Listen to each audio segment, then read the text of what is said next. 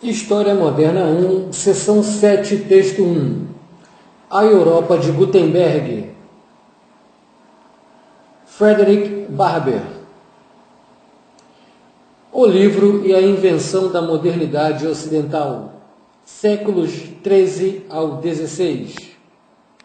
Tradução: Gilson César Cardoso de Souza. As condições de uma nova economia das mídias. Apesar de o rei Carlos V conhecer bem o latim e não ter precisado nunca que lhe dessem explicações a respeito, foi tão previdente pelo afeto a seus sucessores que lhes quis prevenir o futuro no tocante aos ensinamentos e às ciências que conduzem a todas as virtudes. Para tanto, mandou traduzir do latim para o francês todos os livros mais notáveis por mestres consagrados e eruditos em todas as ciências e artes. Christine de Pizan.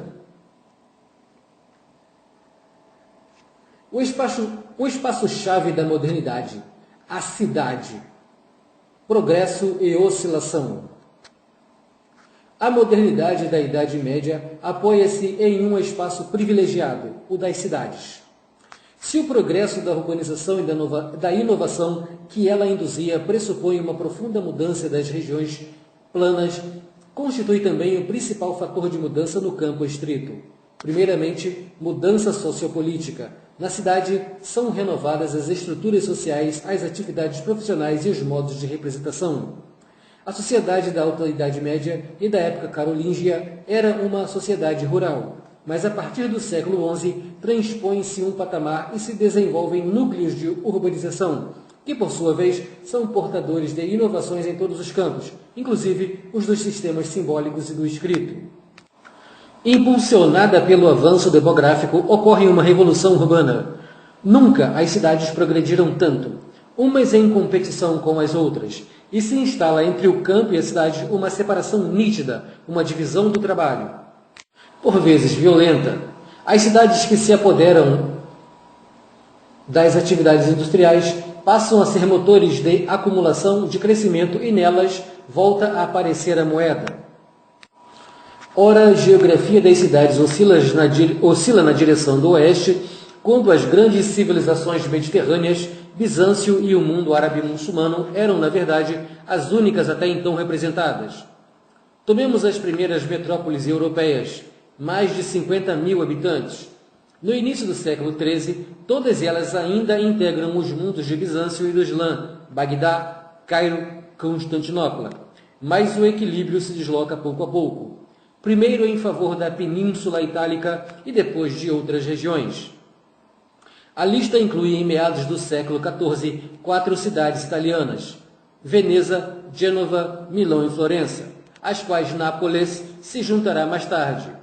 Sempre por volta de 1350, e apesar da peste negra, emerge a Europa do Noroeste, com Paris, 80 mil habitantes, e Gand, 60 mil habitantes.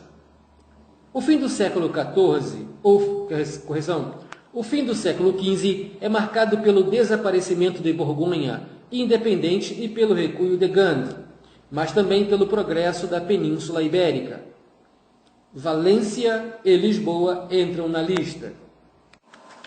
A oscilação é ainda mais nítida no nível das grandes cidades, aquelas com população de 20 mil a 50 mil habitantes.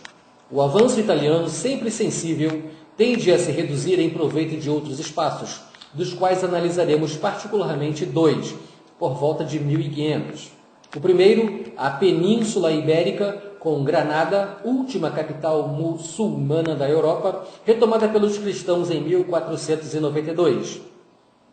Sevilha, Toledo e Barcelona, em segundo lugar, os Países Baixos e a Europa do Noroeste, com Antuérpia, Bruges, Bruxelas, Gand, Lille, Colônia e Londres. Outros centros próximos desses níveis são Medina del Campo, Valladolid e Saragossa. Conclui-se que entre o fim do século XII e o término do século XV, a dinâmica da urbanização se desloca em proveito primeiramente da Itália e depois da Europa Ocidental, tendo em vista Bizâncio e Islã. Trata-se aí de um fator de inovação absolutamente decisivo. Os modelos do sucesso urbano. Deixemos de lado a dimensão política da problemática com a distinção entre comunas, bones villes, cidades de residência e etc. A característica da sociedade urbana reside na especialização dos ofícios em face de uma economia rural baseada na autossuficiência da comunidade. A cidade, aglomeração de homens que dependem para sua alimentação de produtos vindos de fora. Werner Sombart é muito naturalmente um centro de invenção de outros modelos de consumo, portanto de vida. A tipologia das cidades, tal como é esboçada em grandes pinceladas por Max Weber, opõe três modelos de sucesso que muitas vezes se combinam entre si. Primeiramente, a cidade dos ofícios como Chartres, capital econômica de Beauce, e o centro de mercados. Nos subúrbios, que no século XI se multiplicam fora das muralhas, os artesãos se reúnem em grande número. A inovação se concentra nos cursos de água, onde se trabalham o couro e a lã, antes que as atividades se diversifiquem.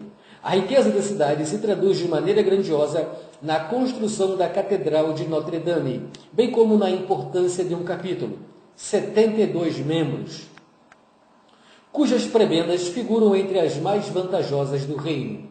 Conjectura-se que essas características tão favoráveis não deixam de ter efeito sobre o campo do escrito, quer se trate o bispo do capítulo e das múltiplas casas religiosas, mas também das pequenas escolas e da própria e prestigiosa escola episcopal.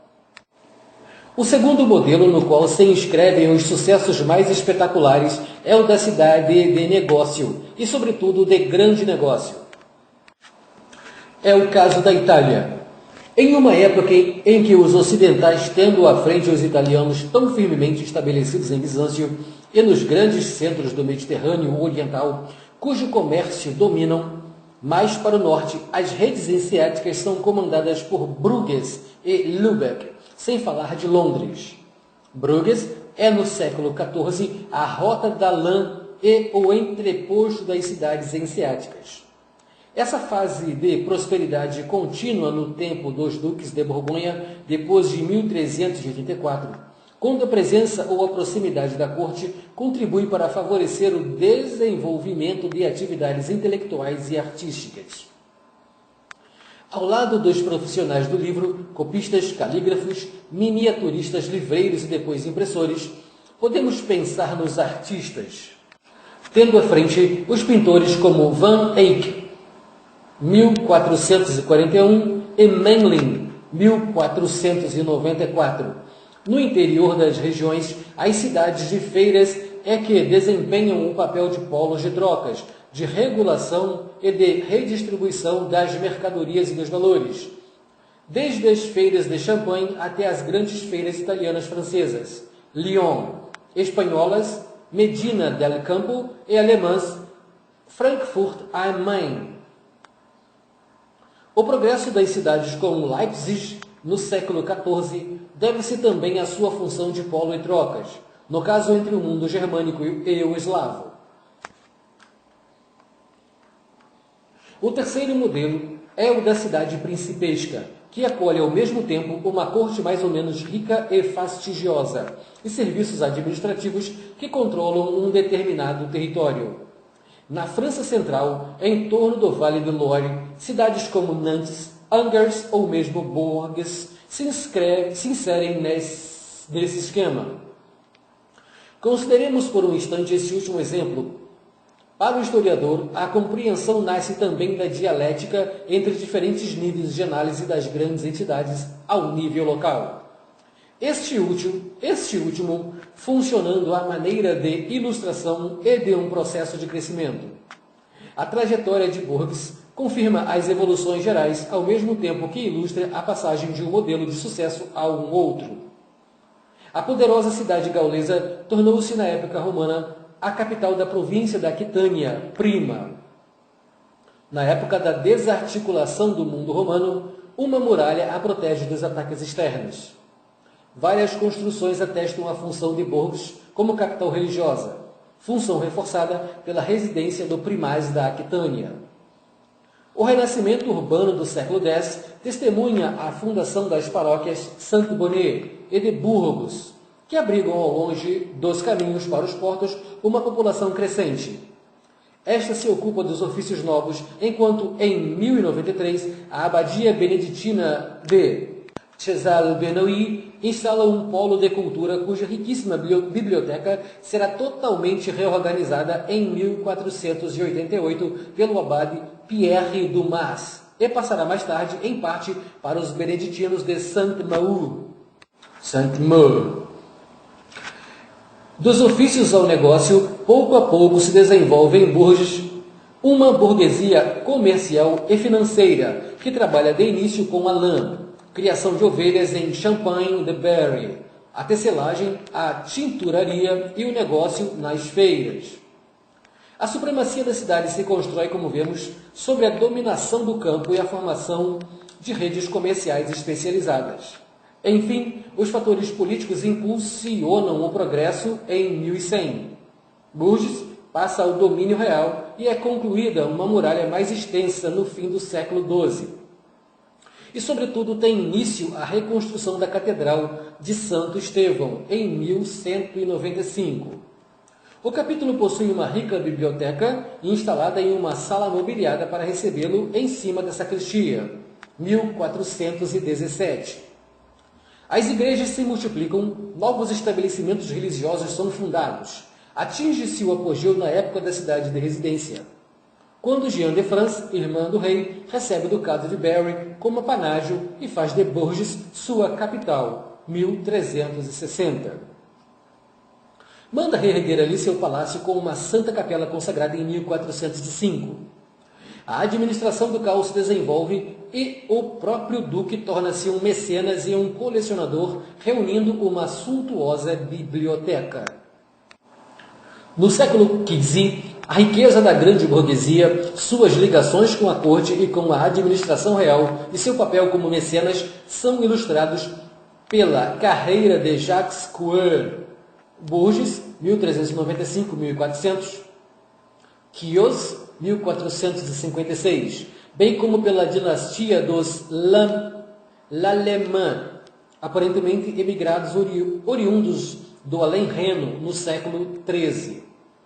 A princípio, negociantes de tecidos e panos, os L'Allemand obtêm importantes cargos financeiros, receitas gerais da Normandia e do Languedoc, e serão perfeitos de Bourges, intervindo na transferência de obras de artes da Itália para Amboise, 1495, e em inúmeros projetos implantados pelos reis na região. Reúnem uma coleção de manuscritos com luminuras e mantêm relações tanto com Clement Marot, que lhes dirigem o epitáfio, quanto com o impressor livreiro Geoffrey Taury, decorado com elementos italianizantes.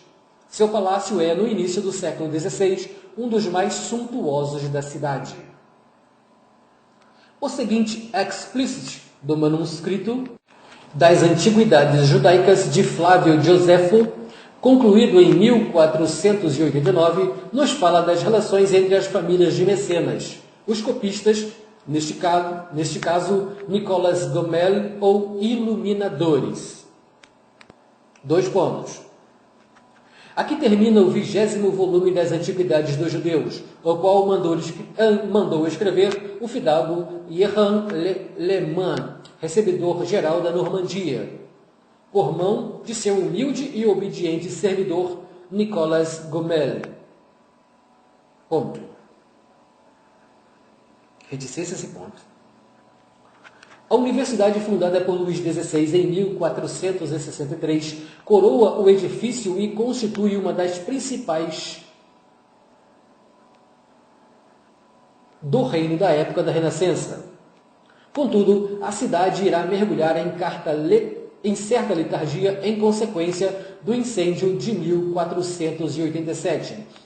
do declínio das feiras em proveito de Lyon, das dificuldades devidas aos distúrbios recorrentes, a partida da corte e ao desaparecimento da dinastia ducal de Berry. Poderíamos apresentar outros exemplos. Em Bourges, como em Poitiers e em outras cidades, o primeiro tempo de abertura é dominado pelos fatores gerais da ordem, a princípio demográfica e econômica, enquanto o segundo já é mais político. Os poderes da escrita. A principal mudança que se observa a partir do século XVI no mundo da escrita é o da abertura. Até então, a escrita fora apanágio da igreja e, sobretudo, dos mosteiros estabelecidos nos campos. Doravante irá penetrar na sociedade global, primeiramente no mundo das cidades, mas também, em menor grau, ou no dos castelos, ou mesmo de burgos relativamente menos importantes. Essa mudança é produzida pelo desenvolvimento das estruturas de ensino, pela racionalização política e pelo avanço das atividades comerciais da burguesia urbana. Contudo, se a cidade marca o espaço privilegiado da inovação, beneficia-se em contrapartida do fortalecimento da civilização da escrita a fim de consolidar e aumentar seu poder. É na cidade que aparecem os primeiros documentos escritos, títulos de propriedade, peças contábeis, registros cartoriais e, finalmente, livros. Os arquivos urbanos são o depósito de uma memória burguesa, quase sempre em língua vulgar, que se antepõe à memória nobiliária, constituída pelos registros cartulários conservados nos castelos e nas casas religiosas. Com o tempo, encontra-se também em cidades os técnicos da escrita e da racionalidade escriturária, ou seja, os notários, os juristas, os administradores, os grandes negociantes, os docentes e seus alunos.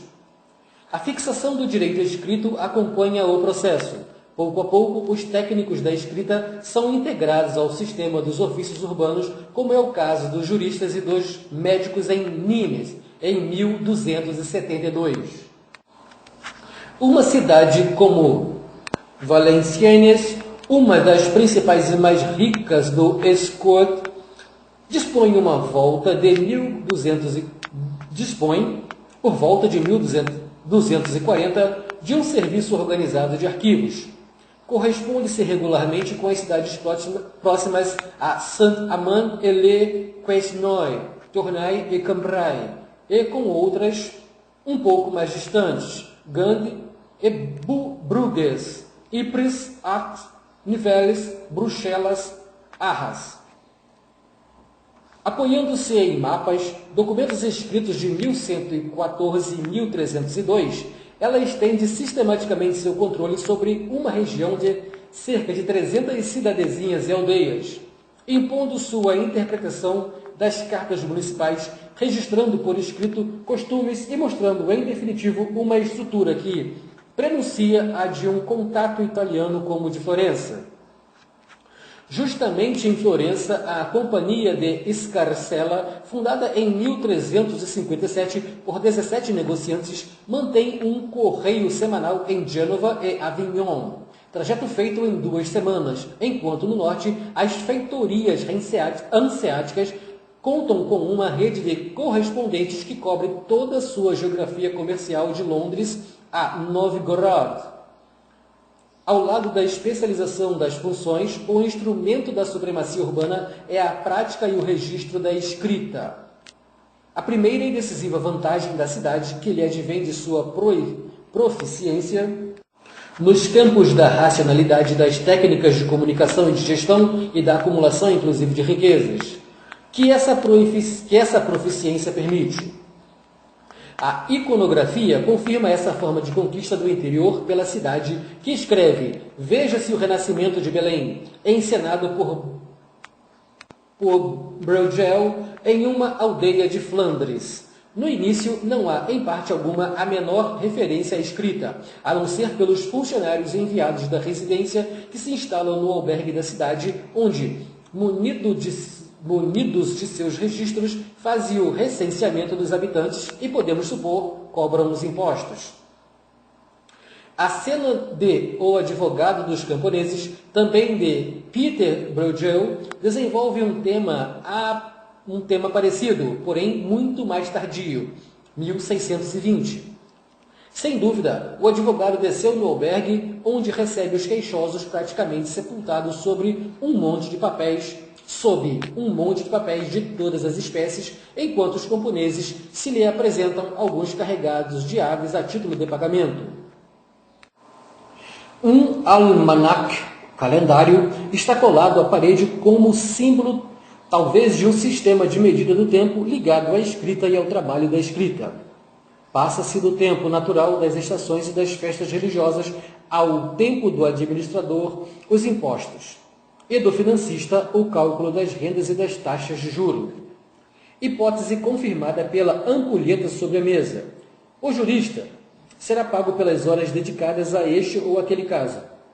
Todos os detalhes são significativos e designam a ruptura entre a sociedade rural e uma modernidade que articula o domínio da coisa escrita, a passagem a uma diferente percepção do tempo e a invenção de um modelo diverso do trabalho. São as categorias ligadas à escrita que, de maneira cada vez mais evidente, asseguram o domínio da cidade, de seus administradores e comerciantes sobre o mundo rural. A cidade é o lugar onde se inventa um novo modelo de trabalho, no caso, o trabalho intelectual. Um trabalho que durante longo tempo e ainda no século XIX, muito se discutirá para saber se é decente ou não remunerá-lo. A escrita se dissemina, mas continua sendo ocupação dos técnicos e de uma minoria, na cidade e mais ainda no mundo rural. Gente, aqui o texto pulou da 41 para 44, então eu vou continuar da 44, viu? Vou continuar de onde está fazendo sentido. O retrato do negociante ou do financista na mesma época mostra-se de frente numa elegante vestimenta forrada, tendo nas mãos uma bolsa e algumas cartas comerciais. Em toda a parte da escrita sobre a dupla perspectiva da utilidade, o trabalho e da distinção, a riqueza e o otium, o que se aplica a uma minoria, no entanto, aplica-se também à maioria. Habitar esse quadro, então excepcional, imprime alguns traços específicos à vida cotidiana e às relações sociais. Viver amontoados ao ir ao trabalho, quando o relógio toca, utilizar moedas de maneira habitual, como comer víveres comprados, estar ao corrente dos acontecimentos, mesmo os distantes, porque a cidade é o local das trocas de toda a natureza. Tudo isso contribui para fazer nascer o espírito urbano, feito de vivacidade, de individualismo, de racionalidade, cujo surgimento os especialistas detectam a partir do século XII. A cidade funciona como um sistema de aculturação fundamentado na racionalidade do signo e da mediatização, e no qual mergulham muito ou pouco todos os habitantes. A dominação necessária do tempo e do espaço decorre da obrigação de utilizar referências fixas para a correspondência e os contatos, mas também para mensurar o próprio trabalho. Daí, por exemplo, a difusão dos relógios mecânicos na cidade e nas regiões mais avançadas. Primeiramente na Itália, Orvieto e Milão, e depois nos antigos Países Baixos, os valenciennes no início do século XIV. O famoso relógio de Palais, em Paris, foi construído em 1370 por um técnico oriundo da Alemanha.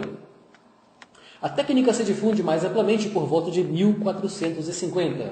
É conhecido o grande relógio do Castelo do Rei de Aragão, em Perpignan, mas pode-se pensar também em Windsor, Praga, Cracóvia, sem falar das diversas cidades da Alemanha meridional e central, Augsburgo, Nuremberg, Frankfurt, Mogúncia.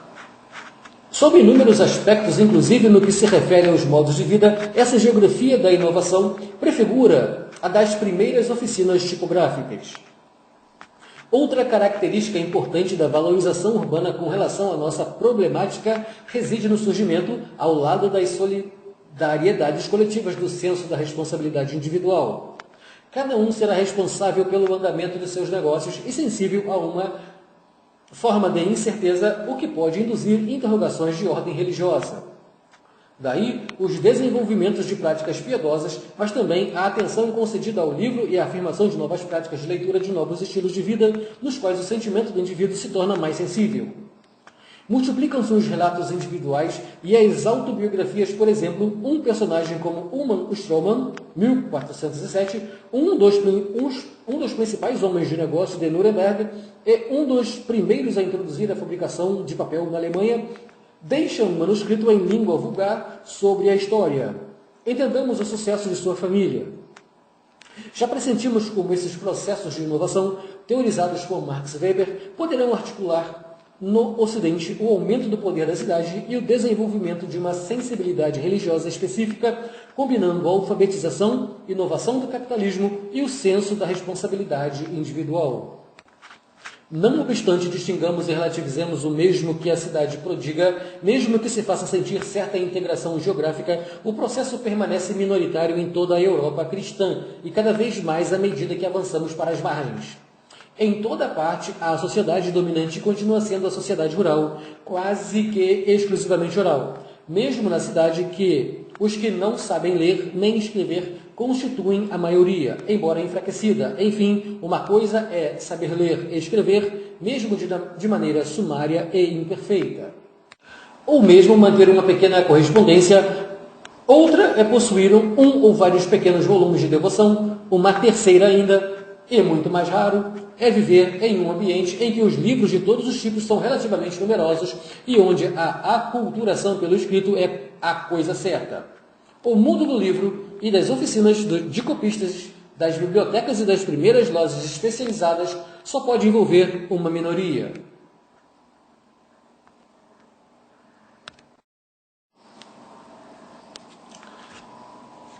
O mercado da formação. Ensino elementar e secundário. A cidade é a escola. Mas lembremos de saída que, quando nos referimos ao ensino, de novo estamos falando de uma pequena ou mesmo de uma pequeníssima minoria da sociedade. Para a imensa maioria, o ensino como tal não existe. A educação se faz no seio da família e da comunidade, a aldeia, a paróquia ou ainda no caso dos artesãos por meio do aprendizado. Desse mundo geralmente estão ausentes o livro e a escrita, ainda que se note certa tendência à abertura. Guibert de Nogent já pôde escrever no início do século XII. No tempo que procedeu imediatamente à minha infância, e mesmo durante ela, a falta de professores era tamanha que era quase impossível encontrá-los nos burgos. Mas mal se podia descobri-los nas cidades. Encontrava-se algum por acaso. Sua ciência era tão limitada que não se podia compará-la, sequer a dos pequenos clérigos errantes de hoje. Ponto. Mesmo que nada saibamos dos resultados globais desse gigantesco esforço, estima-se que por volta de 1450, a população da Europa Ocidental alcançou uma taxa de 10% a 15% de indivíduos que sabiam ler e escrever, com distorções maciças de uma região para outra. Em uma cidade como Reims, mais ou menos em 1300, a alfabetização já parece bem implantada, e isso é um elemento que reforça a superioridade da cidade sobre zonas rurais quase inteiramente analfabetas.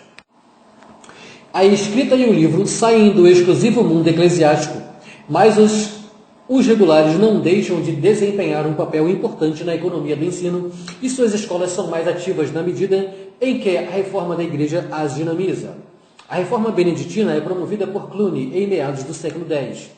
Depois aparecem ordens religiosas novas. Cister, fundada em 1098 por monges de Molesme, sequiosos de resgatar a regra beneditina primitiva.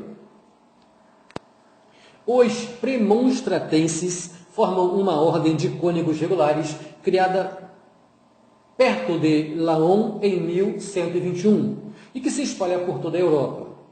Em toda a parte, a educação e o livro ocupam um lugar central. A primeira comunidade de cartuchos é fundada por São Bruno, 1101. no Mosteiro da Grande Chartreuse, 1084, e a ordem se organiza nas primeiras décadas do século XII, 1140. Os cartuchos só admitem jovens de mais de 20 anos, idade em que os irmãos quase sempre já fizeram seus estudos no todo ou em parte. Consagram grande parte de suas atividades à cópia dos manuscritos destinados a enriquecer sua biblioteca, à leitura e ao estudo. Em todas essas casas encontramos uma biblioteca ou uma escola, frequentemente também uma oficina de cópia, a qual alguns anexam por vezes a encadernação, mais tarde a xilografia ou mesmo a tipografia, na segunda metade do século XV. Perto de Paris, entre os beneditinos de Saint-Denis, a escola é famosa pelo ensino do grego e a rica biblioteca da abadia atrai eruditos e estudantes.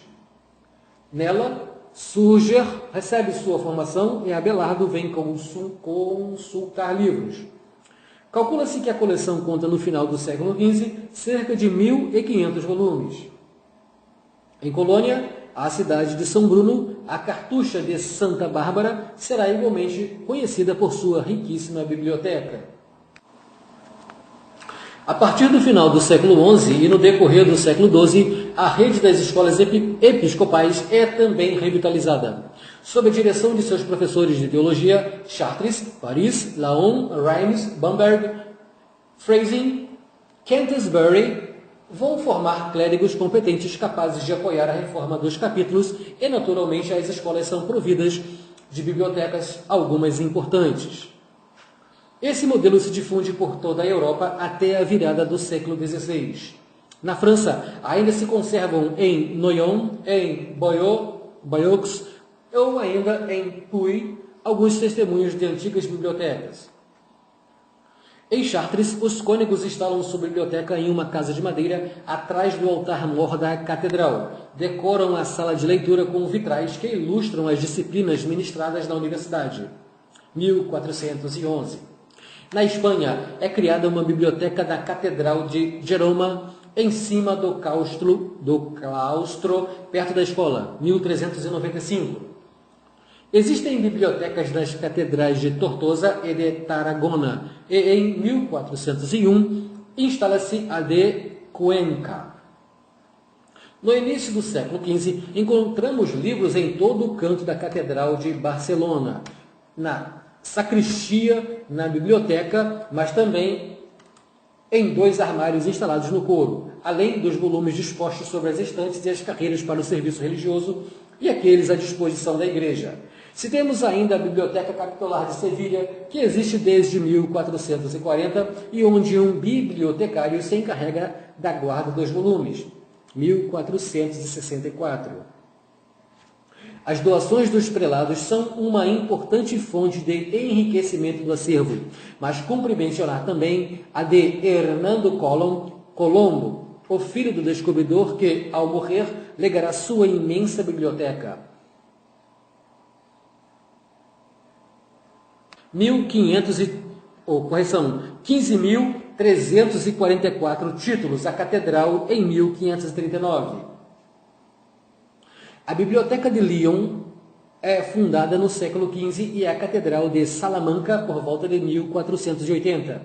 Mesmo que não existam bibliotecas institucionais, encontram-se em um grande número de manuscritos as igrejas de Oviedo, Murcia e de Jaca. Sem dúvida, essas bibliotecas se destinam inicialmente ao serviço religioso, mas às vezes possuem também obras especializadas em outros campos, sobretudo em direito canônico. Observa-se a mesma tendência no outro extremo da Europa. Na Polônia, onde as bibliotecas das catedrais são igualmente riquíssimas, a mais antiga é a de Gniezno, século XI, e já em 1110 o inventário de Cracóvia registra 52 códices.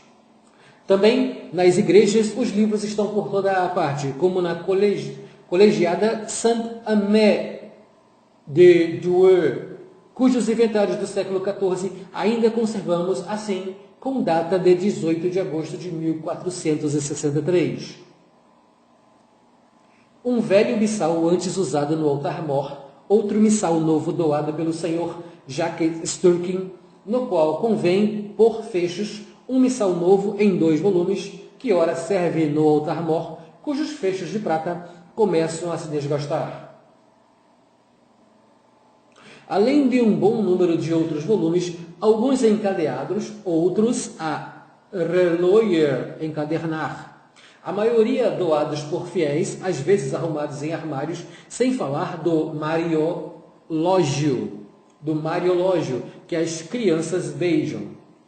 Essa presença invisível do livro na igreja, sobretudo no coro, é um elemento importante da familiaridade para toda a coletividade dos fiéis.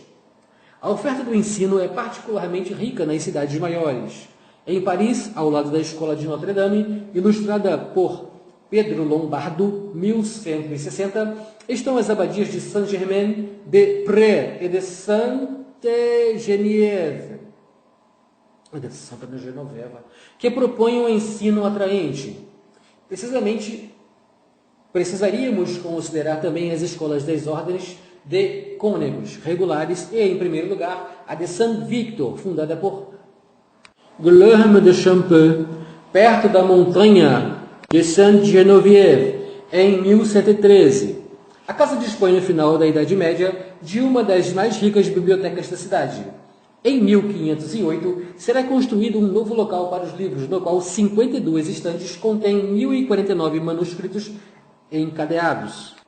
O grande impressor humanista José Bade, 1461-1535, se aproveitará dessa biblioteca para obter textos para imprimir. A igreja não é a única.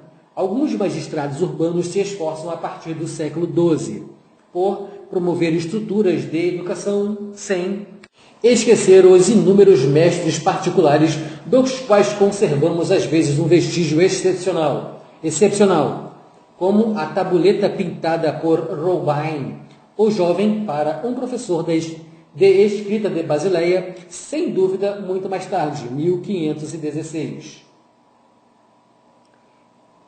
Henri Pirenne acompanha com precisão a organização das escolas de Gand a partir da segunda metade do século XII. Não raro, algumas dessas escolas atingem um nível notável, como a escola latina de Sélestat, dirigida por um tal de Gottfried, no final do século XIV. Nela se ensinam no nível elementar leitura e escrita, cálculo e canto, antes de passar no nível superior a uma primeira iniciação ao trivium, gramática, retórica e dialética. Sob a direção de Louis Dringerberg, 1477, ex-aluno dos Irmãos da Vida Comum e depois estudante em Heidelberg, Sélestat se torna a primeira escola humanista na Alemanha do Sul. Uma avaliação global desses fenômenos não é viável, mas por toda parte já se sente em germe um aumento na demanda de formação, portanto de livros. E como as redes de distribuição continuam insuficientes, a biblioteca, como estrutura que permite o uso em comum dos volumes, oferece a melhor resposta. Universidades e colégios. O movimento é coroado com a fundação das universidades para viverem práticos e mestres, tende a atrair alunos e receber pelo ensino. Ora, o trabalho intelectual não produz nenhum objetivo e foge às categorias comuns do mercado, palavra que voltaremos a encontrar. Portanto, os mestres de Bolonha, 1088, Paris, 1050 e Oxford, 1167, se organizam em corporação chamada Universitas para atender a uma demanda cada vez mais premente. Após essas primeiras fundações, são criadas outras, sucessivamente em Salerno, 1173, Vicenza, 1204, Palencia, 1208, Arezzo, 1215, Toulouse e Cambridge, em 1229. A modernização do modelo Político, vem acompanhada também da fundação de universidades na Europa Central em Praga, Cracóvia, 1364, Viena e Pécs, também em Louvain, 1425. Enquanto isso, o período do Grande Cisma assinala uma época de aceleração, sobretudo na Alemanha. Erfurt, Colônia, Heidelberg, Leipzig, etc. Na segunda metade do século XV, a Europa terá cerca de 65 estabelecimentos, a miúde, mais ou menos especializados. Bolonha assume a dianteira na área das escolas de direito romano já ativas na cidade e Salerno no campo da medicina. Paris se sobressai particularmente em teologia e filosofia. A fama de seus mestres atrai para a cidade multidões de estudantes, alguns dos quais se tornam famosos. Nascido por volta de 1032 em Colônia e após estudar em Reims, Bruno recebe em Paris o grau de doutor em teologia e em filosofia, antes de tornar-se professor em Reims, onde contará com um futuro Papa Urbano II entre seus alunos. Não dispomos de muita informação sobre o funcionamento das bibliotecas das universidades. Colônia foi fundada em 1388 e logo criou uma biblioteca. A Biblioteca da Faculdade de Artes Liberais é conhecida desde 1418 e dispõe de uma sala especial equipada com 16 estantes para os livros, 1427. O catálogo de 1474, felizmente conservado, enumera 342 volumes, todos manuscritos. O aumento das coleções exige que se acrescentem acrescentem mais duas salas à biblioteca em 1478. Ao mesmo tempo, existem outras bibliotecas nos colégios da cidade, chamados Gymnasien ou liceus, a partir dos anos de 1490.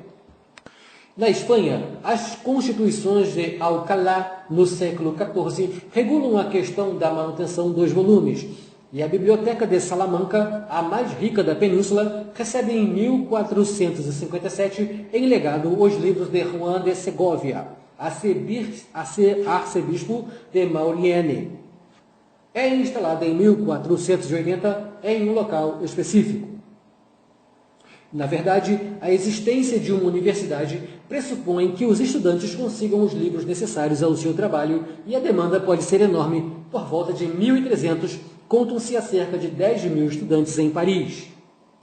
Nos centros maiores, a difusão da escrita é suficiente para que surjam lojas especializadas em material de escrita, venda de pergaminho, depôs de papel, conforme o caso após a preparação de tudo o mais necessário para o trabalho. Bolonha é bastante favorecida a esse respeito e o mundo da universidade impregna toda a sociedade. Conserva-se nessa cidade uma das mais antigas representações de uma oficina e uma loja de pergaminheiro, onde se vendem também apetrechos de papelaria e de escrita. Outro manuscrito do século XIV ensina uma aula de direito. O professor na cátedra com a beca vermelha, o caderno de notas à frente, os ouvintes sentados em bancos ou no chão, alguns de pena na mão, outros acompanhando a aula nos livros. Na parte direita da cena, eis-nos na rua, onde um jurista dá uma consulta e redige um ato cercado de queixosos. Um monge tonsurado e outra personagem discutem em torno de um livro. Por toda parte, a escrita e a referência à escrita. Nas cidades universitárias vão surgindo assim pouco a pouco oficinas de copistas sobre as quais a universidade exercerá certo controle sobre seus agentes. Com o surgimento e a expansão do sistema da PETIA, ao qual voltaremos adiante, o controle se torna mais direto e logo os livreiros se lançam no comércio dos livros cujos donos já não usam. Entende-se que a partir daí a passagem para a livraria propriamente dita já não está muito distante. Ligado às universidades, o sistema dos colégios é inaugurado no século XIII.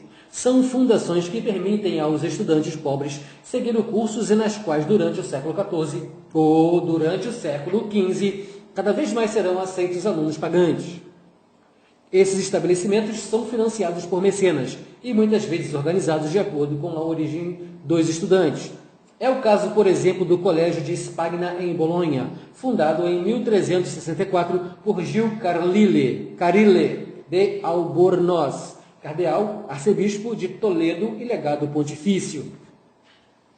A casa que acolhe 24 estudantes espanhóis dispõe de 2 capelães e da própria biblioteca do legado. Na França, são muito conhecidos os colégios das cidades universitárias do Sul, Avignon, Montpellier, Toulouse e Cahors. Em Montpellier, na universidade instituída por Nicolau IV, em 1289, são criados no século XIV os colégios de Pesnas, Saint-Ruf, Saint-Bernard, Mende, seguindo por muitos outros. Em Paris, as grandes abadias também mantêm seus colégios, para onde enviam monges bolsistas para estudar e se formar. O Colégio de Saint-Bernard é inaugurado em 1244 pelos monges de Clairvaux e a pujante abadia de Saint-Denis, além de sua escola, possui um colégio na cidade, século XIII. Frequentado por uma dezena de alunos. Menção à parte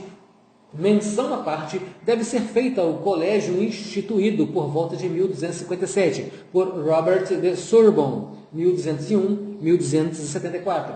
A Sorbonne. O Colégio de Navarra é uma fundação real, 1316, e a sede da nação da França, uma das 4 nações da universidade. Pierre d'Ailly, ex-Molière do Rei, arcebispo de Cambrai e cardeal, será seu reformador. Tanto Navarra quanto Sorbonne dispõem de bibliotecas conceituadas. Com o tempo, existem uns 70 estabelecimentos, como o Colégio de Marche ou de Beauvoir, fundado pelo bispo Jean de Dormans, 1370. Enfim, o mesmo esquema se repete na Inglaterra com os colégios de Balliol, 1262, e Merton, 1263, e o University College, em 1280, em Oxford. Os livros dos mendicantes. No século XIII, a Igreja enfrenta uma crise muito grave, cujas manifestações mais representativas são as heresias. No entanto, essa crise também estimula crescentes esforços de reorganização e de reforma. São fundadas novas ordens religiosas com o objetivo de priorizar o ideal evangélico da pobreza absoluta e do apostolado. As principais delas são as ordens mendicantes, dos dominicanos, frades pregadores, e dos franciscanos, frades menores. Entre elas, pode-se incluir também os carmelitas e os eremitas de Santo Agostinho, cuja austeridade e dedicação favorecem seu sucesso. Todas elas desempenham um papel importante no ensino, já que, contrariamente ao hábito anterior, se estabelecem dentro das cidades. Os dominicanos, criados em Toulouse em 1215 por Domingos de Guzmán, 1221, se espalham com muita rapidez no século XIV. A ordem contará com mais de 600 conventos e cerca de 12 mil frades. Com o fim da crise albingense pelo Tratado de Paris de 1229, eles são encarregados de conduzir a Inquisição, 1232. Seu convento em Toulouse, os Jacobinos, abrigará a nova universidade criada pelo conde Raimundo VII.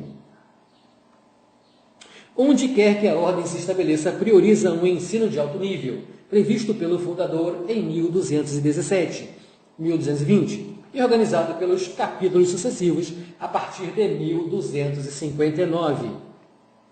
Na base estão os conventos, cada um dos quais conta com um doutor assistido por um mestre dos estudantes no ensino da teologia. Depois, cada província possui uma das 2 escolas, Studia Solemnia, cujos melhores alunos vão em seguida para os diferentes Studia Generalia da Ordem. Essa organização é coroada pela Faculdade de Teologia de Paris, onde os dominicanos possuem 2 cátedras e formam mestres dotados do jus ubique ducendi, direito universal de ensinar. Seu convento, na rua Saint-Jacques, daí o nome de Jacobinos, fundada em 1221, e primeiro Stadium General, acolhe mestres prestigiosos da estatura de Alberto Magno e Tomás de Aquino. Essa organização escolar confere aos pregadores um brilho científico incomparável, assegura uma descentralização eficaz do ensino teológico, até então concentrado em Paris, e permite, em meados do século XIV, a instalação das universidades de numerosas faculdades de teologia. Na Provença, o priorado de Montpellier constitui um studium generale com sua biblioteca. Além de Toulouse, a ordem se instala em Avignon em 1224, abrindo nessa cidade o terceiro estádio da província. Com a chegada dos papas, a biblioteca de Avignon cresce ainda mais graças a consideráveis doações e ao trabalho de cópia dos frades. A biblioteca possui um acervo quase contemporâneo, dinâmico, em plena expansão e destinado a ser profusamente utilizado. Em suma, uma biblioteca de trabalho para uso dos pregadores. A ausência quase total de livros litúrgicos, os mais preciosos, leva a pensar em uma biblioteca de referência. A rede se expande ainda mais e são criadas bibliotecas até mesmo em conventos menos importantes. Saint-Maximin possui já nos anos de 1300 uma biblioteca de trabalho e no fim do século XV nela estão registrados 25 estudantes. O caso de Aix é especial, visto que a cidade é ao mesmo tempo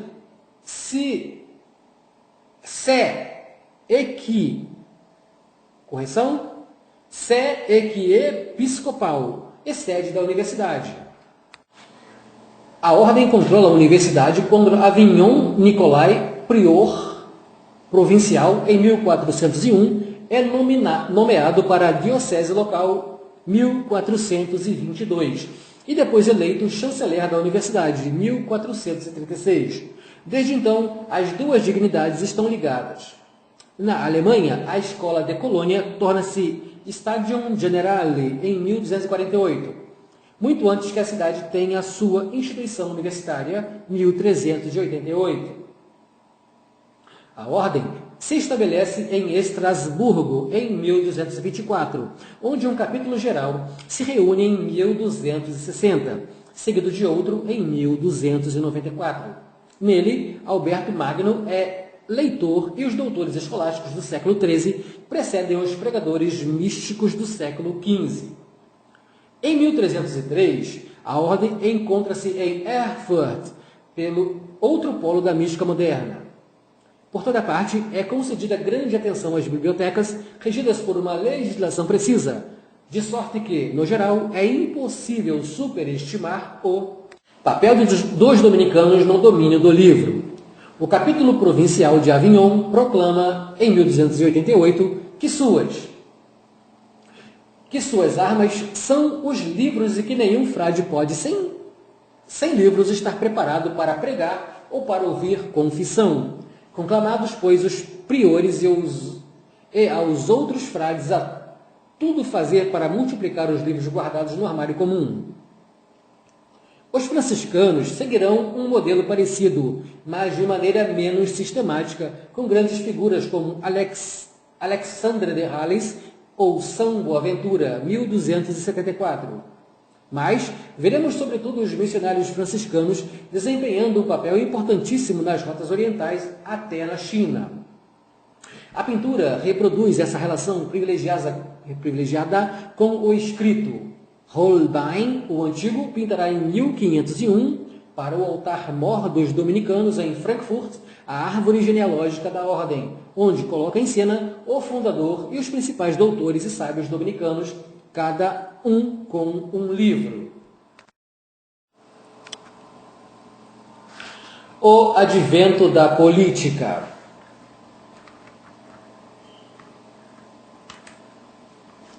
O último fator importante que favorece a aculturação por meio do escrito diz respeito ao aumento de poder dos juristas e dos administradores. Já enfocamos o fato e, ao mesmo tempo, a crescente racionalização da coisa política. Na Idade Média, como hoje, governar é também ser informado e poder tornar com pleno conhecimento de causa grande número de decisões. A administração e racionalização. Desde que a administração se desenvolve em torno dos príncipes e dos soberanos mais poderosos, bem como dos magistrados urbanos, aparecem essas necessidades nos campos da justiça, das finanças e do exército, sem esquecer a comunicação e o que chamaríamos, com risco de cometer um anacronismo, de gestão das informações e dos dados. Dessas necessidades se encarregam técnicos administradores, conselheiros, juristas ou mesmo professores de direito que, com uma frequência cada vez maior, recebem uma formação adaptada, redigem eles próprios tratados especializados e começam a formar bibliotecas. No plano de fundo, vemos surgirem os escritórios e, ao mesmo tempo, desempenham um papel de secretários, mensageiros e embaixadores, bem como os historiógrafos. Carpaccio os colocará em cena em seu quadro Embaixada de Hipólito, com o jovem escriba de perfil, inclinado sobre sua escrivaninha no primeiro plano da pintura. O objetivo é racionalizar a questão dos recursos para consolidar a riqueza e a força do poder, assim como teorizar o sistema político e reforçá-lo em relação ao exterior. A racionalidade político-administrativa é mais precoce em alguns estados, cujo modelo é dado pelos principados normandos da Normandia à Sicília. Observa-se mesmo a tendência com a defasagem cronológica no reino capetiano, embora os prebostes tenham aparecido no tempo de Roberto, o Piedoso, 966-1031. Na prática, ainda se trata apenas de uma espécie de agentes privados que administram o domínio do rei. As instituições se organizam de maneira mais estável a partir do século XIII, com a ascensão do palácio em torno do soberano e o surgimento progressivo de uma administração centralizada e especializada. No reinado de Filipe II, Augusto, 1180-1223, os prebostes tendem a tornar-se funcionários reais. Contam-se então cerca de 250, sobretudo em Orleans e em Gatineau. E os bailios veem seus poderes indicados com precisão no Testamento do Rei, 1190. Pouco a pouco são criadas as principais instituições. O Tribunal de Contas, 1203, o Parlamento, 1239, e os escritórios da chancelaria com um grupo dos técnicos letrados, que são os notários secretários do rei. Ocorre o mesmo em Nuremberg, com um testemunho excepcional da familiaridade da administração com o escrito, o caderno de notas com suas tabuinhas dobráveis, que por volta de 1425, o responsável pelas fortificações da cidade trazia consigo durante as inspeções. Subitamente, a massa dos arquivos administrativos e financeiros tende a aumentar, ao mesmo tempo que os teóricos do poder empreendem codificar as ferramentas materiais da gestão pública e propor que seus quadros conceituais. Essa sistematização se baseia na referência ao escrito e estará ligada à importação progressiva das categorias jurídicas do direito romano. Os legistas de Filipe IV, o Belo, 1314, ilustram muito bem o fenômeno. O Delfim receberá uma educação esmerada, que o leva notadamente a descobrir a leitura dos estoicos. Uma vez no trono, Felipe se torna um fanático da realeza e Perroy se cerca de um grupo de conselheiros fiéis aos quais trabalha.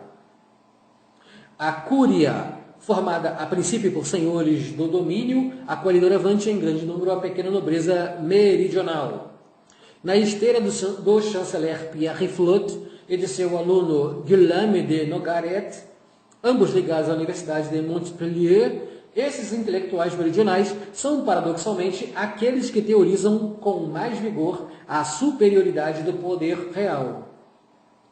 A política de Felipe o Belo visa impor a vontade do rei a todo o reino. Limitar-nos-emos a lembrar aqui que no campo da escrita foi ele que promulgou em todo o sul o Estatuto do Notariado Real. Progressivamente, a educação abre um caminho privilegiado à ascensão social e se multiplicam os exemplos de personalidades que se impuseram na igreja ou nas administrações leigas pelos talentos adquiridos na escola e na universidade, a ponto de se tornar necessária uma nova norma. Uma Constituição de Clemente VII decide em 1378 que os membros dos capítulos metropolitanos tenham pelo menos a licenciatura em arte e, de fato, o capítulo de Laon, estudado por Hélène Millet, conta em 1409 72 graduados entre seus 82 cônegos. Mas, doravante, o modelo se estende para além do mundo dos clérigos. De certo, o negociante, mesmo no nível mais elevado, não tem por muito tempo necessidade de uma formação avançada. Sabe-se, por exemplo, que Jacques Coeur é apresentado como sine literis, sem letras. Entenda-se que não seja analfabeto, mas que não seguiu o curso universitário. Contudo, a observação denota também certa perplexidade da parte do autor. A partir da segunda metade do século XIV, a assimilação antiga entre clérigos e graduados da universidade já não é tão absoluta e começam a aparecer os formados leigos. O fenômeno atesta, ao mesmo tempo, o aumento das necessidades, notadamente na esfera judiciária, e o fato de que a universidade dá acesso, conforme o caso, a um fortalecimento das posições sociais para certos grupos de famílias. Na França do século XV, as oligarquias urbanas de Amiens, Reims, Salins, Tours, Poitiers ou Lyon enviam alguns de seus filhos para se graduarem na universidade, principalmente em Direito. Logo, ocuparão a maioria dos cargos de decisão na magistratura e se orientarão para os ofícios. Veremos que são estreitas as relações entre as universidades e o mundo da imprensa em seu início, seja dos financistas como de Barthélemy Bouyer, em Lyon, seja dos tipógrafos, a começar pelo próprio Gutenberg. Encontramos o mesmo esquema em Florença comum que organiza seu contado, no essencial, no decurso do século XIV, e cujos conselhos se esforçam cada vez mais para racionalizar a administração que se quer a mais eficaz possível.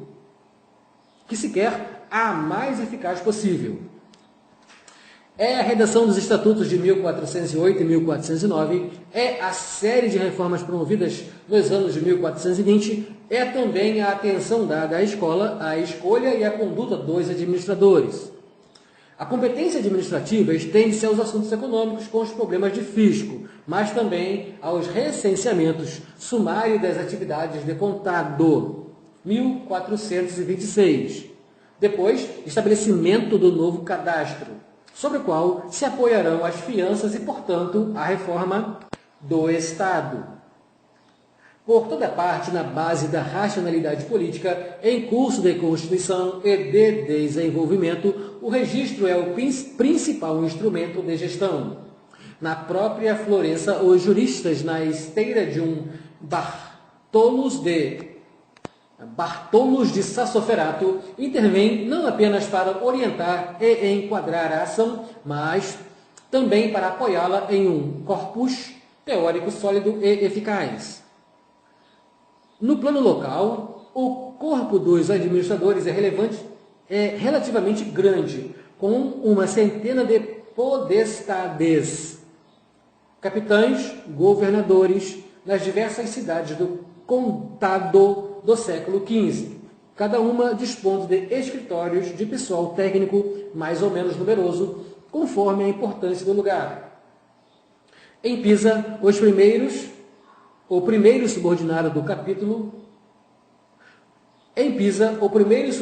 capitão florentino é um juiz obrigatoriamente licenciado em Direito. O balanço desse esforço da racionalização político-administrativa parece disposto, sobretudo, no plano econômico. A distinção por meio do livro.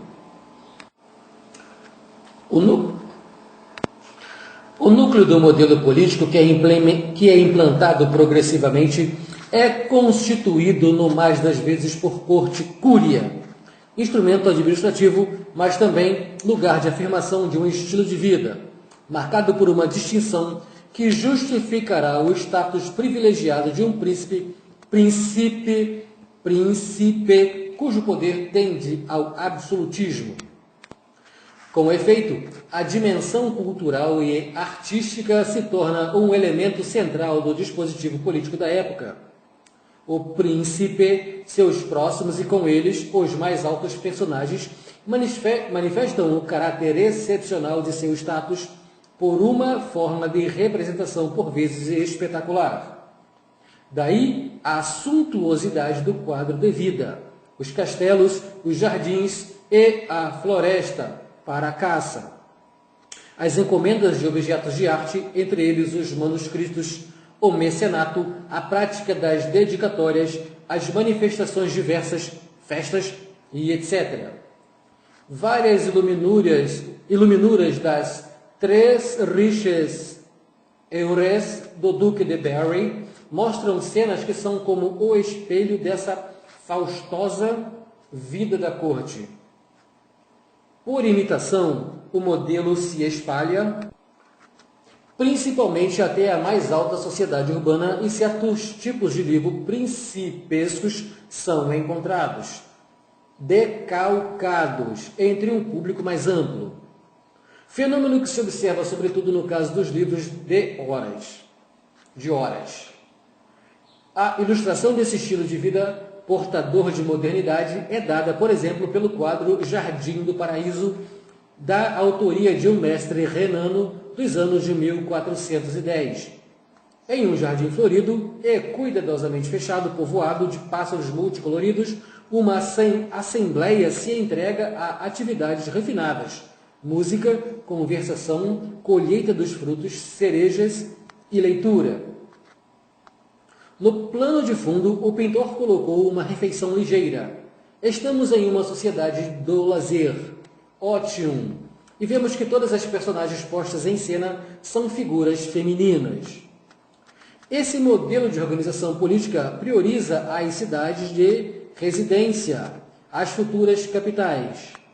Paris é em primeiro lugar, mas também uma cidade como Lille, que acolhe as principais instituições que administram os territórios bourguignons, ou ainda Heidelberg, residência do eleitor palatino, sem falar das grandes cidades italianas, capitais de reinos, Nápoles ou polos principais de territórios mais ou menos extensos.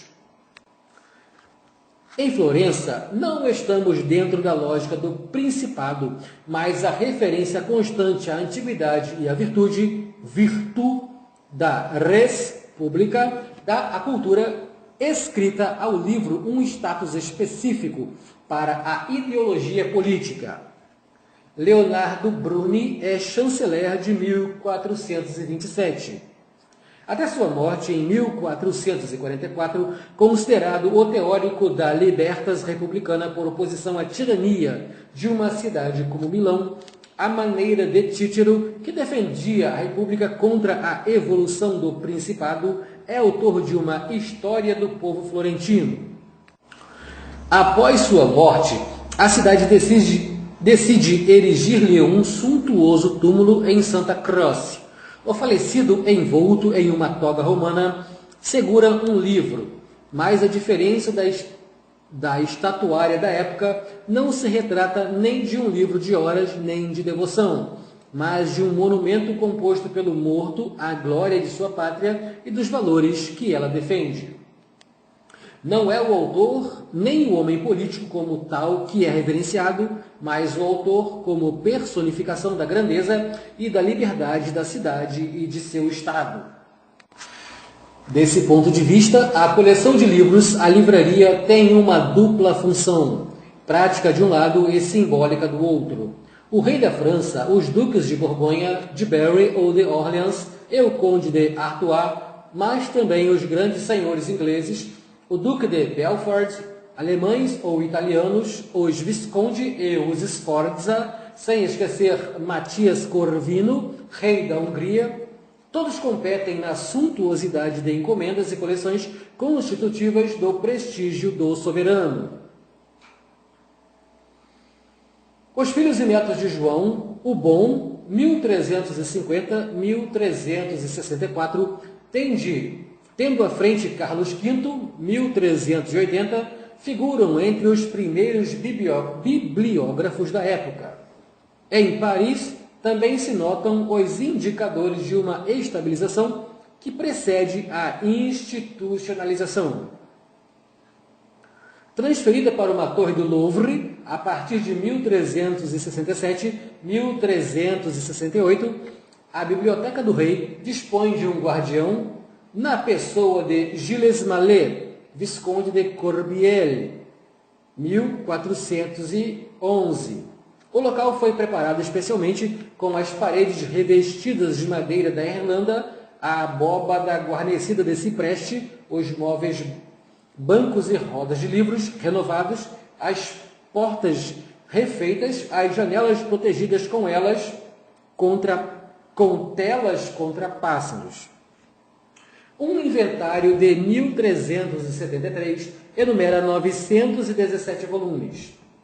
Diga-se ainda que Carlos V será o primeiro soberano a legar os seus livros ao sucessor. A Biblioteca do Rei é inovadora, também por seu conteúdo, compreende, ao mesmo tempo, tipos de diversos textos conservados e trabalhos que são aí executados. Retomando e ampliando a política implantada pelo pai, em 1371, o rei ordena ao seu conselheiro e capelão, Nicolau de Oresme, decano do capítulo de Rouen, que traduzisse os manuais de ética, política e economia de Aristóteles. Oresme já havia traduzido um tratado de astronomia de Ptolomeu, o Quadripartitum. O rei manda traduzir também as obras de Petrarca. São outros tantos indícios que atestam uma modernidade indubitável, sensível também pela presença na coleção de um bom número de manuscritos científicos, como o Atlas de Catalão, de Maiorca, encomendado pelo rei e que resume os conhecimentos cartográficos em 1375. Observa-se essa modernidade no uso que o rei e seus próximos fazem da instituição. A biblioteca funciona como um instrumento de trabalho do governo, quase se poderia dizer como um centro de documentação para o monarca e seus conselheiros.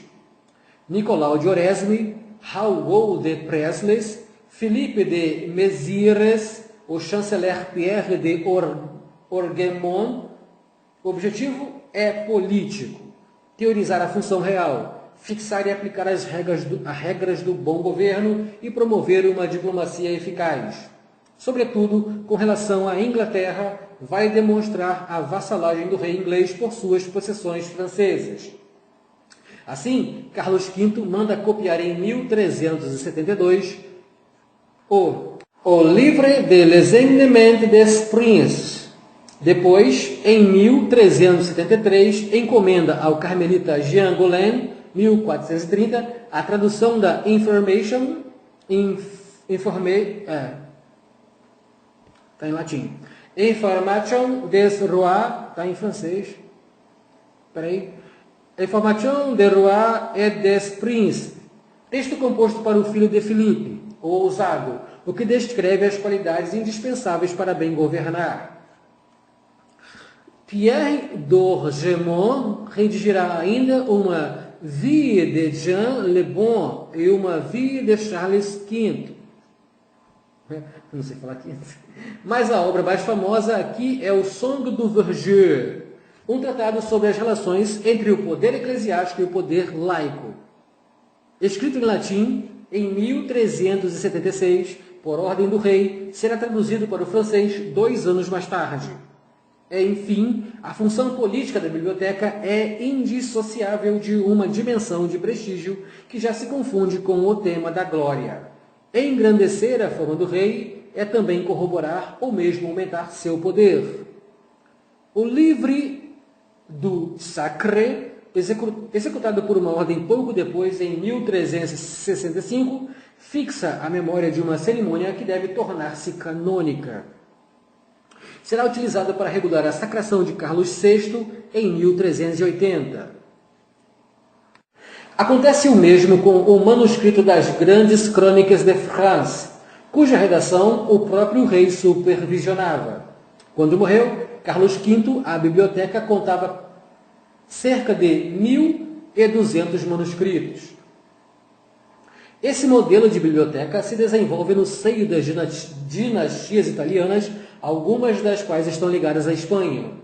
Entretanto, a perspectiva já se desloca em proveito do humanismo. Assim, o rei de Aragão, Afonso o Magnânimo, 1394-1458, organiza em Nápoles uma corte humanista, atraindo eruditos, cronistas e artistas. Ele mesmo lê correntemente o latim e reúne uma biblioteca de 1.140 volumes.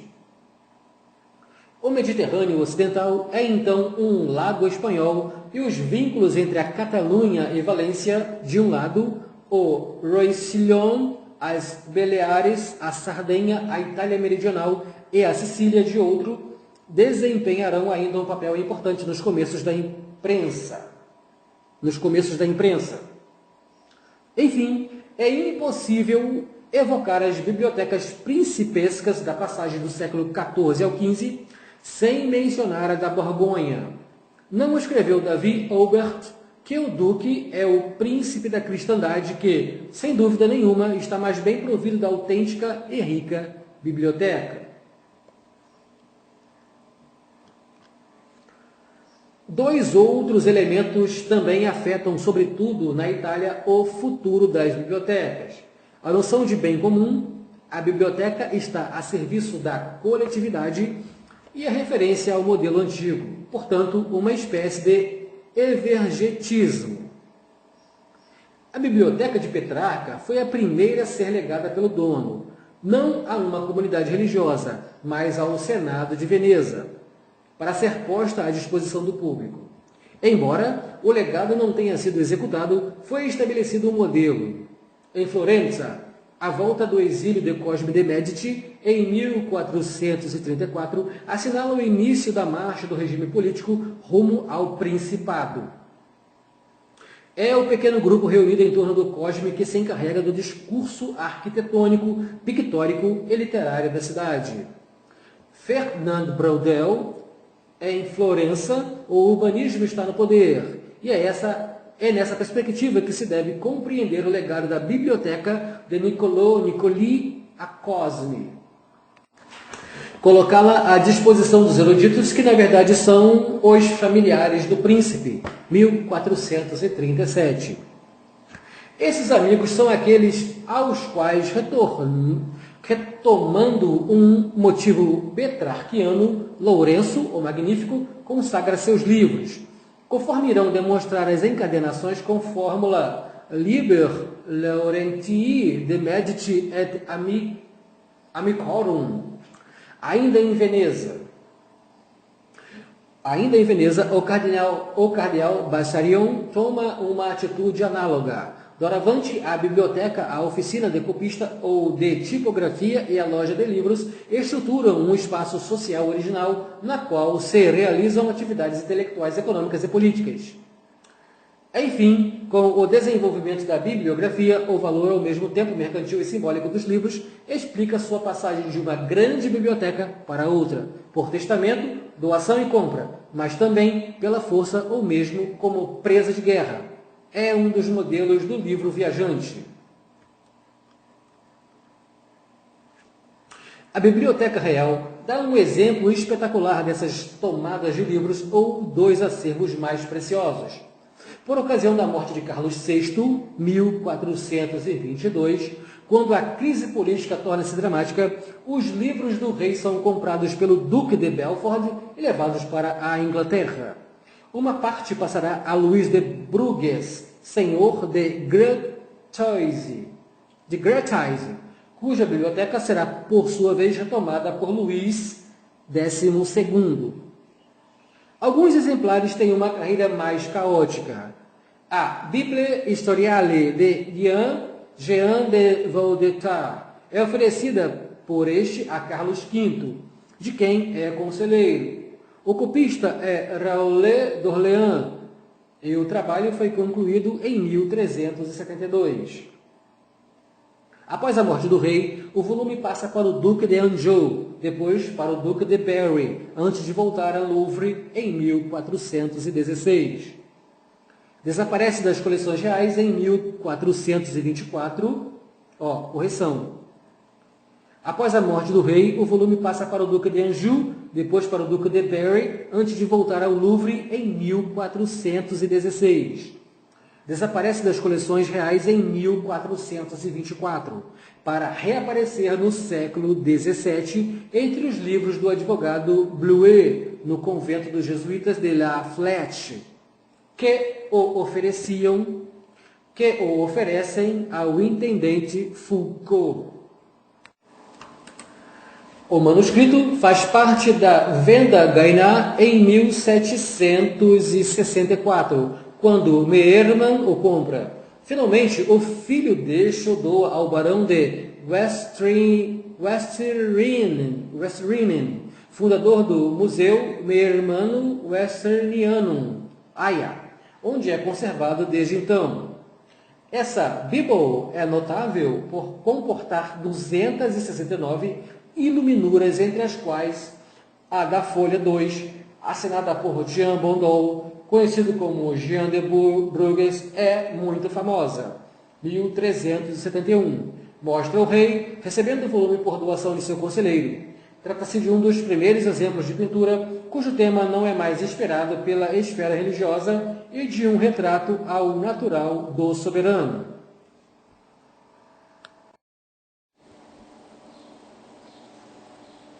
A economia do livro.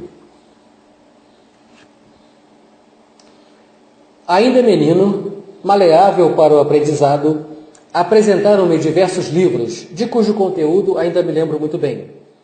Deles conservei o que pude, ora mais, ora menos, porque eu tinha afeição, maior ou menor, pelas matérias de que tratavam, das quais umas me foram necessárias, outras úteis, outras dignas de glória e louvor, outras amargas e de gosto ruim. Aproveitáveis, porém, quando se achavam bem esmiuçadas. Georges Chastelain.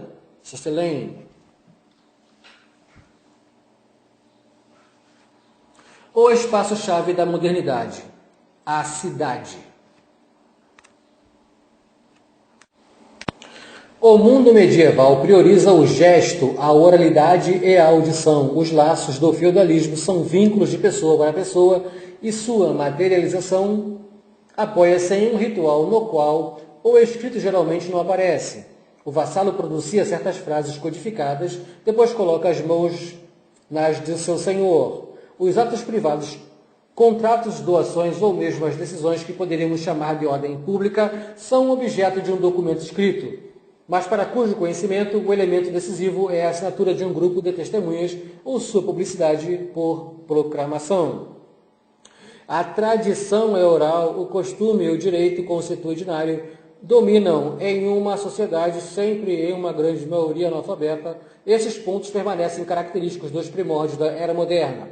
Portanto, a construção da racionalidade e o avanço da modernidade por meio do escrito só se farão muito lentamente e afetarão uma parte minoritária da população. O escrito é coisa de clérigos. É possível que Gutenberg tenha encontrado em Estrasburgo o futuro prototipógrafo alsaciano Johann Mentelin, 1410-1478, pois este natural de Sélestat adquire o direito de burguesia em 1447, mas sem dúvida reside anteriormente na cidade de forma regular. No entanto, continua sendo impossível imprimir conforme o esquema da xilotipia. Obras de alguma extensão, como é principalmente o primeiro título conhecido de Mentelin, a Bíblia de 49 linhas de 1460. A invenção decisiva ainda está por vir. Gutenberg e a invenção da imprensa.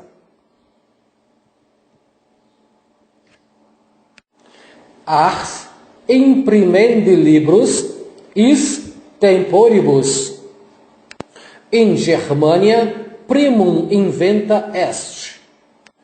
Quan ali repertam asserunt Gutenbergo argentino, ali al codam alio nomine Fausto, que certe nulla in mundo dignior, nulla laudabilior aut, utilior sive, divinior aut sanctior es potuit.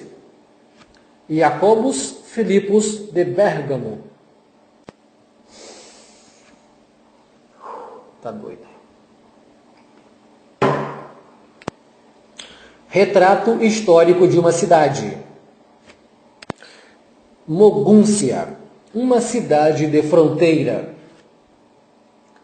Apesar de tudo o que foi dito, o principal responsável pela impressão da tipografia em caracteres móveis pode, com justiça, ser identificado como mogunciano Johann Ol Henne Gänflich zur Leden, chamado Gutenberg, devido ao nome de casa onde nasceu, zum Gutenberg,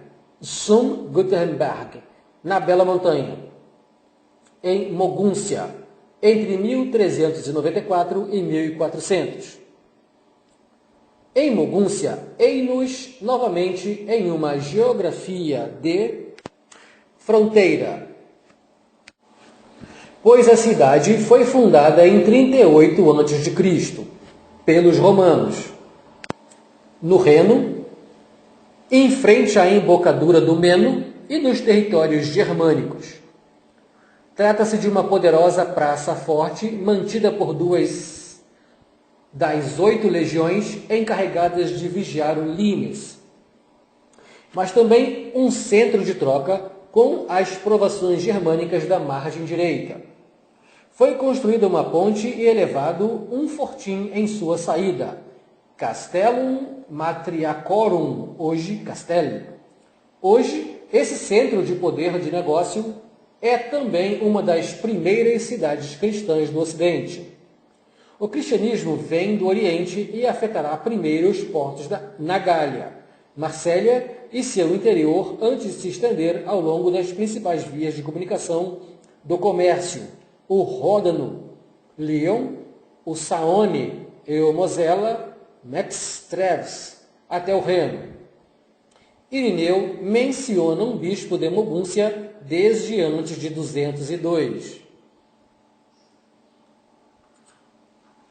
Ponto de apoio estratégico e polo de trocas de aculturação, a vocação original da Mogúncia caracteriza a cidade ao longo dos séculos. Mogúncia torna-se o polo de missão, portanto, de aculturação pela escrita, quando o Papa nomeia para o arcebispado da cidade Bonifácio, o apóstolo da Alemanha, 746, e encarrega-o de organizar a nova igreja. A província de Mogúncia estende-se por uma grande parte da Alemanha Central, desde o fim do século X. O arcebispo primaz é também chanceler do Sacro Império. No século XIII, Mogúncia é uma das principais cidades da Alemanha, a única a compartilhar com Roma a dominação de Santa Sé. Sanctas sedes Moguntiae. Ela é a cabeça de ouro e o diadema do Sacro Império. O poder do primaz é confirmado pela Bula Dourada de Carlos IV, 1356, que regulamenta a eleição imperial. O primeiro dos eleitores é considerado fazedor de reis, e na própria Mogúncia, em sua província, o arcebispo desempenha na prática o papel de senhor secular. Progressivamente, nestas cidades em plena mudança, a questão política torna-se mais complexa. Os atores do jogo político de Mogúncia são o arcebispo, que muitas vezes é membro da família dos Nassau, e seu entourage, a família, o capítulo, o patriciado urbano e os mestres das corporações. Mas a grande maioria da população é mantida à parte. O patriciado conta, em princípio, com apenas 28 famílias que mantêm a exclusividade dos cargos outorgados pelo arcebispo e também o monopólio do comércio dos tecidos, dos metais preciosos e do câmbio. Este último, exercido pela Companhia dos Associados da Casa Moeda. Hausgenossen auf der Münz. Ao trânsito pelo Reno e pelo Meno, acrescenta-se para a cidade as suas elites, o controle sobre uma planície muito rica, assim como a presença de uma corte importante, além dos numerosos prelados de passagem. No entanto, a partir do século XII, o poder e a riqueza crescente das cidades se manifestam também por suas veleidades de independência em relação aos seus senhores tradicionais. Em Colônia, os burgueses se unem contra o arcebispo em Worms, expulsam o bispo em 1174, enquanto Speyer é governada por um conselho a partir de 1198. As mesmas tendências se observam na Mogúncia, onde o arcebispo consegue permanecer como dono do jogo, mas onde a luta se concentra em torno do controle sobre o conselho e a administração municipal, o magistrado, inclusive a nomeação do burgomestre. Dela são excluídos, 1332, os representantes do arcebispo, enquanto o patriciado e os membros das corporações se opõem diretamente entre si. Essas lutas se agravam em consequência das grandes dificuldades porque passa a cidade no século XIV. A Mogúncia, que por volta de 1300 tinha provavelmente de 20 a 25 mil habitantes, em 1500 contará apenas com de 5 a 10 mil. Em 1411 é declarada a bancarrota e a crise financeira degenera em crise política. Em 1428 e 1429, a revolta contra o patriarcado termina com a escolha pelas corporações de um Conselho dos 10, que promove reformas radicais antes de ser forçado a transigir com os patrícios principais capitalistas da cidade. Todavia, uma parte desses abandonou a Mogúncia, entre os quais Gutenberg instalado em Estrasburgo. Em 1437, o déficit orçamentário chega a 200 mil florins, e no ano seguinte, os judeus são expulsos.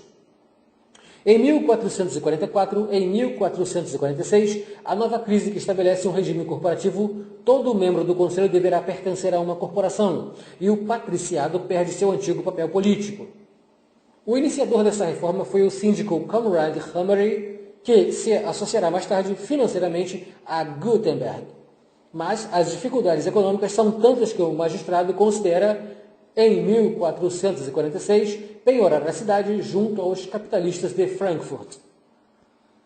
Essas crises múltiplas terminam com a volta do príncipe, facilitada pelas escolhas desastrosas dos Mogúncia. Fazem política externa, conseguindo isolar-se ao mesmo tempo do imperador e do papa. Em 1462, o arcebispo, nomeado pelo pontífice Adolfo de Nassau, toma a cidade de surpresa, abole seus privilégios e instala uma administração dependente exclusivamente dele como príncipe absoluto. A partir de então, Mogúncia se aproxima do modelo da cidade de residência característica da Alemanha moderna. Clérigos e patrícios. Em volta de Mogúncia, as redes dos negociantes e dos financistas se entrecruzam com as dos clérigos e dos prelados.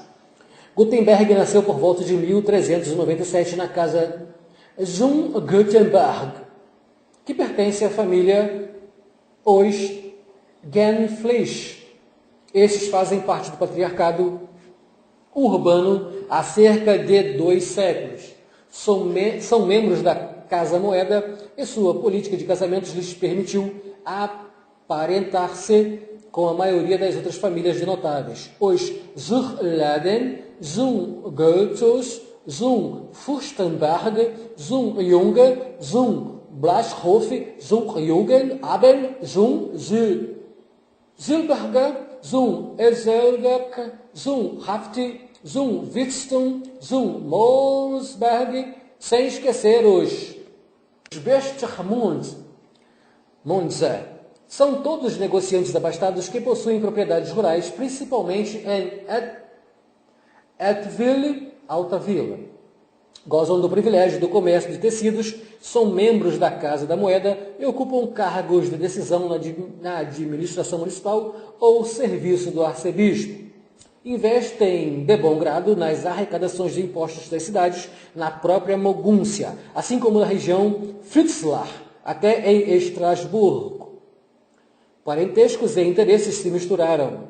O pai de Gutenberg, Philipp Gänflich, negociante capitalista associado à Casa da Moeda, desposou em segundas núpcias em 1386 Else Witsch, também de uma ativa família de negociantes. O avô Werner Witsch casara-se com Annelien zum Fürstenberg, cuja família já era aparentada com os Gänflich. Esses laços de família são essenciais entre os parentes de Gutenberg, encontrados também Arnold Geltus, a quem Gutenberg pedirá dinheiro emprestado antes de recorrer a Fust. Todavia, muito envolvido com os patrícios. Os pais de Gutenberg terão de deixar Mogúncia por ocasião da crise de 1411, mudando-se provavelmente para Eltville. Sede do primado, Mogúncia é naturalmente lugar de passagem ou de residência de grande número de prelados, beneficiários e personagens de primeira plana, e são constantes as ligações tanto com Roma quanto com a corte imperial. Essas ligações desempenharão um papel importante na primeira difusão da imprensa, mais um papel que só pode entrever. Em 1417, o prior do mosteiro beneditino de Saint Victor de Wisno é Antônio de Berca. 1435, ex-médico do imperador Sigismundo e deão da Universidade de Erfurt. Berca lega sua biblioteca com 633 volumes. A Erfurt se funda na cidade o Collegium Antonianum. Vários clérigos de Saint Victor mantêm estreitas relações com a Cúria Romana. Goswin Müll de Cardena-Moselle é prior de Saint Victor, 1451. Scriptor na administração pontificial e depois collector da Câmara Pontifícia e um íntimo do Papa. Cyriacus Lechstein, cônego e depois também prior, é titular de vários cargos na Cúria. Wigan Menkler de Homberg está a serviço de Nicolau de Cusa, 1431, e vai a Roma em 1440, antes de se tornar professor de teologia em Saint Victor. É também ligado estritamente ao cardeal de Carvajal. August Berschein, outro cliente de Carvajal, sucede-lhe em Saint Victor em 1456. Os beneditinos de San Giacobbe de Mogúncia estão igualmente empenhados na reforma da igreja e financiarão a edição do segundo Saltério Beneditino, 1459. Adrian, monge em Saint Jacob, será ele próprio corretor tipográfico nas oficinas de Fust e Schoeffer, e possui uma riquíssima biblioteca com uma bíblia de 42 linhas em pergaminho e em Catholicum. No centro dessas redes, Nicolau de Cusa, nascido em uma família próspera de Cubis, às margens do rio Mosela, e sem dúvida antigo aluno dos Irmãos da Vida Comum, é estudante em Heidelberg, em Pádua e em Colônia. No concílio de Basileia, ele tomou partido do Papa. Em seguida, vamos encontrá-lo em Constantinopla, 1437. Para preparar o concílio de Ferrara, Florenza, em várias ocasiões em Mogúncia. Cardeal em 1448, Nicolau de Cusa é legado itinerante na Alemanha, na Boêmia e nos Países Baixos, antes de ser sagrado bispo de Bixen, no Tirol, na entrada do Vale de Trento, em 1452. Ligado estreitamente a Aenas Silvius Piccolomini, Silvius Piccolomini, 1405-1464, permanece a maior parte do tempo em Roma, depois que Piccolomini foi eleito Papa com o nome de Pio II, 1458. Funda nesse mesmo ano um asilo em Bernkastel, sob a regra da congregação de Windesheim, e institui em 1461 uma Bursa Cusana para acolher em Deventer 20 estudantes pobres da região de Mosela. Sua biblioteca ainda existe em Bernkastel, cerca de 270 manuscritos dos séculos 9 a 15, mas deve ter comprado também um exemplar do Catholicum de 1460. Na verdade é Catholicon, com Nicolau de Cusa. Encontramos-no em um meio que certamente contribui para a primeira difusão da imprensa. Com efeito, quando foi nomeado bispo de Brixen, escreve de Bruneck, Tirol, a Heinrich Breck, prior de San Jacob de Mogúncia, encarregando-o imprimir no mês 2.000 exemplares de uma carta de indulgências para Frankfurt. O vocabulário da carta é problemático. O termo usado é expressio, e não, como era comum, publicatio, que remeteria ao ato de publicar oralmente alguma coisa. Por exemplo, ex cátedra. Expressio designaria, portanto, um procedimento novo, que fazia alusão ao processo físico de pressionar. Utilizar-se a palavra para designar a impressão de uma de um sinete. Encontramos essa acepção em Angelo Poliziano, Excudo formis exprimo formis. Excudo formis exprimo formis. Em Marsílio Fitino, ou ainda na correspondência de Amarbach, o tamanho da tiragem e brevidade do prazo concedido por sua realização reforçam a hipótese de que a Carta de Indulgências de 1452 teria sido impressa, mas não se conhece um único exemplar conservado. Um testemunho de Giovanni André de Buzzi, dotado de 1470, sugere igualmente que o cardeal estaria envolvido na vinda dos primeiros impressores italianos, Swinheim e Panartz, para Subiaco por volta de 1465. No Reno Médio. Quase nada sabemos da infância nem da formação de Gutenberg. Na primeira metade do século XV, Mogúncia dispunha de boas estruturas de formação escolar. Preceptores, escolas latinas para ensinar a ler e escrever, as escolas monásticas. Os Gainflisch mantinham relações particulares estreitas com St. Victor, onde ingressaram alguns membros da família, e que é sede de uma confraria da qual Gutenberg será membro. Fundada em 1392, em seguida a crise de Praga, Erfurt é a universidade mais frequentada pelos jovens da Mogúncia. Nela são matriculados 2 parentes de Gutenberg em 1417, e no ano seguinte também se inscreveu um tal de Johannes de Acavilla, que foi identificado com ele. Bacharelou-se em 1419-1420. O nome Gutenberg ainda não aparece a não ser em crônicas muito posteriores, século XVII. A propósito da sucessão de seu pai, 1419, 1420, é possível que o jovem tenha sido um aprendiz de ourives, mas não se encontra um traço de seu nome nas listas das corporações de Mogúncia. E o fato de mais tarde ele mesmo ter empregado ourives sugere que não dominava completamente essas técnicas. Outros documentos que fazem referência a ele são títulos de renda sobre a cidade a partir de 1427, mas sem outros detalhes.